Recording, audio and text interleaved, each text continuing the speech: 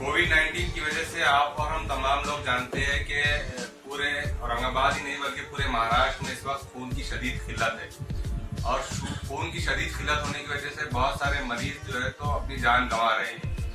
इसी के पेश नज़र जो है तो आने वाले दिनों में अल्फरान मेडिकल ट्रस्ट ने 13 दिसंबर को सुबह 10 बजे से लेकर शाम में 8 बजे तक एक ब्लड डोनेशन कैंप रखा है।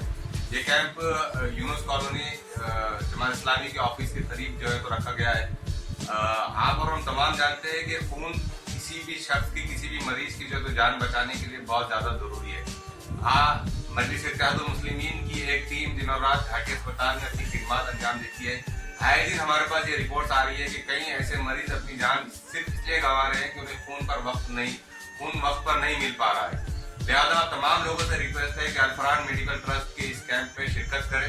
तमाम नौजवानों से गुजारिश है कि वो अगर हेल्दी है, सेहतमंद है तो अपना खून जरूर दें, इसलिए कि आपका खून किसी की जान बचाने के काम आ सकता है।